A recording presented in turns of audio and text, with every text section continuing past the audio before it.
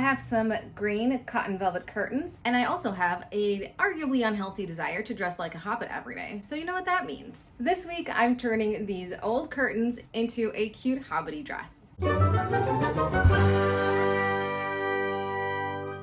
If you're new here, hi, I'm Olga and I make sewing content that is usually vintage inspired and sometimes a little bit nerdy and sometimes both. And my vision for this week is Hobbit Christmas Party. I want something that is luxurious and beautiful and fancy, but also simple. I know those things are juxtapositions. What I mean by that is I don't want to embellish it too much. I'm not going to add embroidery. I'm not going to add applique. None of that, no beading, nothing. I know this is very unlike me, but I'm gonna keep this very, very simple so that I can actually, wear it every day and layer it with other things and mix and match it with what I have in my wardrobe. The curtains do seem quite stained the wrong side of the fabric, but the staining is very minimal on the actual curtain side, on the velvet side. I do have some more of these curtains, so I have 4 of these in total, but I picked out these 2 to use for this project. I wanna use the other ones for another project. The other ones actually have paint on them, like little specks of paint that will probably need to get covered up, and that's why I want to save them for a different project where I probably will be embellishing the velvet. Whereas with this one, I really want to keep things simple and I really want the velvet to be the star of the show. All right, for pattern, I'm thinking of using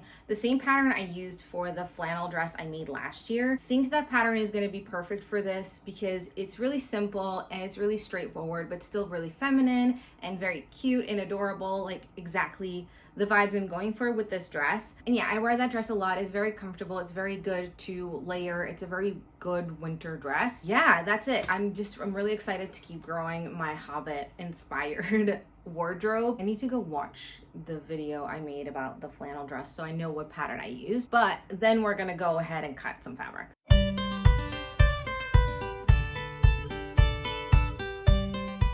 I don't usually do this, but since there is a lot of staining on the wrong side of the fabric and it doesn't exactly match the staining on the right side, I'm actually going to be cutting my fabric with wrong sides together. I'm calling it staining, but I think this is more like bleaching or sun damage. It's like the color faded in some places. As I mentioned in my very long intro, I am using the same pattern I used for the flannel dress. I think most pieces are from Gertie's Ultimate Dress Book, but I definitely changed a few of them since.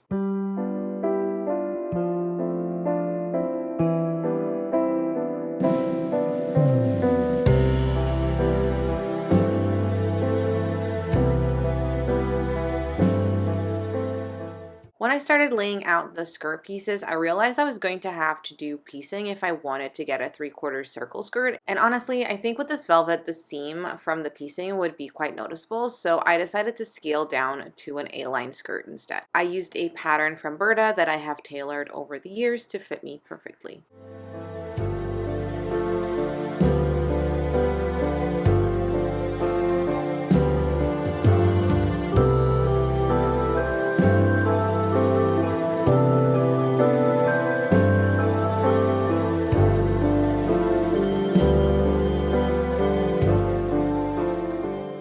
I was supposed to cut the front skirt piece, not on the fold actually, and some extra seam allowance for the button placket, and I just realized that. I'm thinking I'm going to use the front piece that I already cut for the back and then cut the front on a new piece with some seam allowance so that I have a center front with a button placket. Yeah, okay, let's do it. I also went ahead and prepped some bias binding from an offcut to hem my skirt with later, and then I started batch sewing.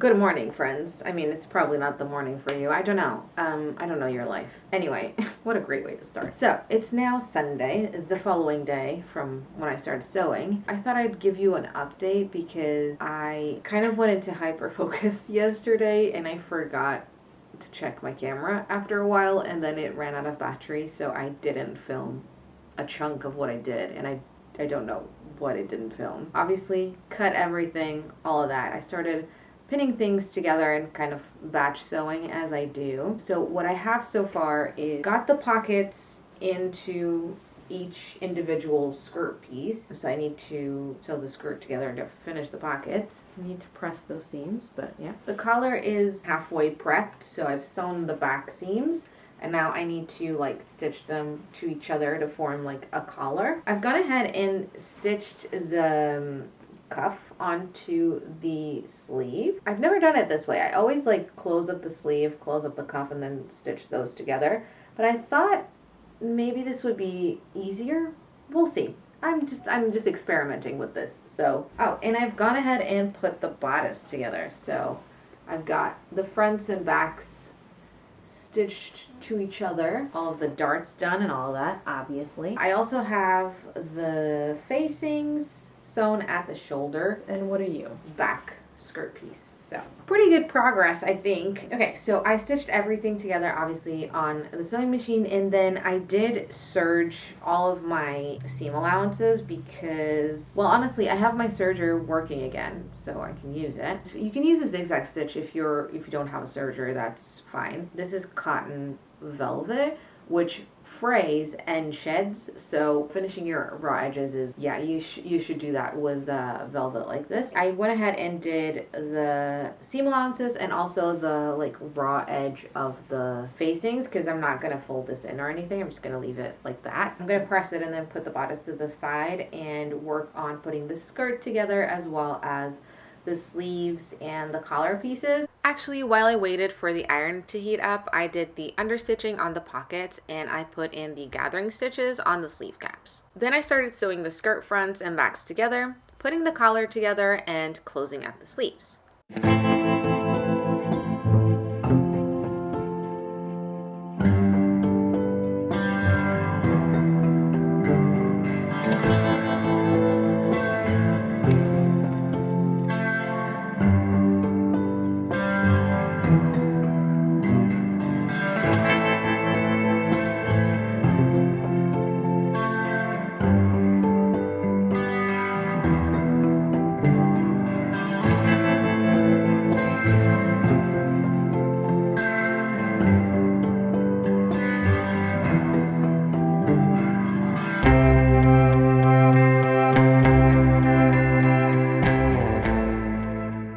And of course, serging all my seam allowances as I went.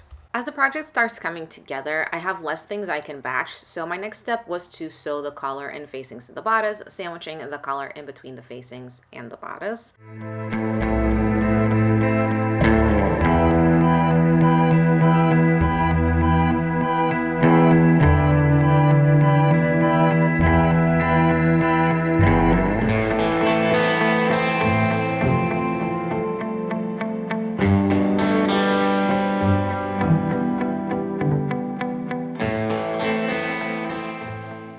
I decided to add some top stitching to the neckline to keep the facings from rolling out to the right side, but I probably should have done this later to make the button placket less chunky at the top. I did keep the collar free from the top stitching because I didn't want to limit its movement. Next up, I pressed the seam allowance of the remaining edge of the cuff, folded it in half into the wrong side, and sewed the folded edge in place by hand.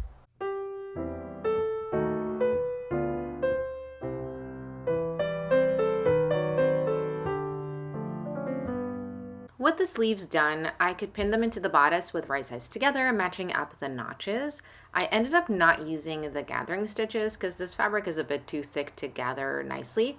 So I did a couple of tucks with the excess ease of the sleeve to still add some volume and interest to the shoulder.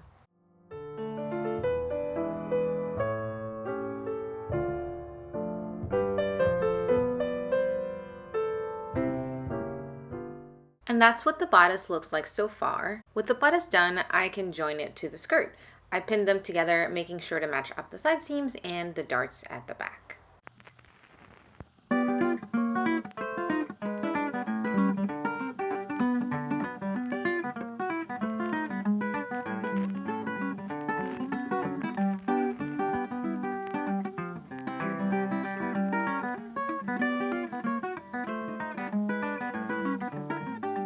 Working with velvet gets very dusty very quickly, as you can see. So at the end of the sewing day, I lint roll my desk, my clothes, and my feet to avoid getting those little fuzzies all over the house.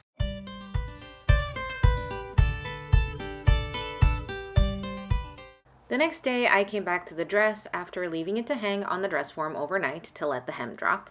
All I have left to do is the hem and the button placket, and I like to take care of the hem first, so I started by evening it out. I like to measure the shortest point of the skirt and then mark that same height all around the hem using pins. Then I chop off the excess and I have a level hem. Alrighty friends, the hem is leveled, so I have a little offcut here and I'm gonna dump out all of my buttons, not all of them at once, but like one jar at a time to see what I like that'll go with this. My method for choosing buttons is I empty out a jar and sort through it, looking for buttons that match the fabric as well as the vibe and aesthetic of the garment, keeping in mind how many buttons I need and the size I want. The size depends on the garment, but also on the weight of the fabric. And I ended up going with these mother of pearl buttons.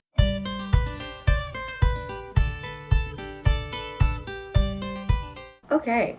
It's now the next day. The buttons have been chosen, but I didn't really feel like doing buttons and buttonholes yesterday. But yeah, today's Tuesday and I want to finish the dress today. So I'm actually going to get started by doing the hem. I'm going to be hemming with some bias binding. Yeah, I have that cut ready to go. For the hem, all I had to do was sew it with the binding with right sides together, then trim the excess seam allowance, press the bias towards the inside of the skirt, as well as press the raw edge into the binding.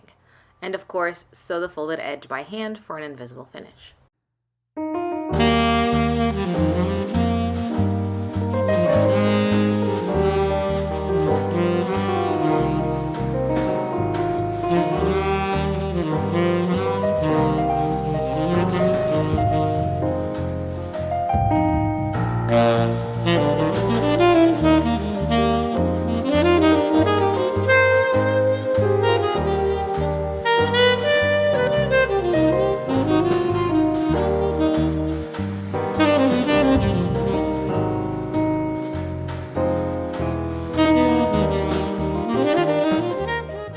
Was left was to make the buttonholes and sew the buttons in place and obviously have a needle catastrophe in between, and then I was ready for the reveal.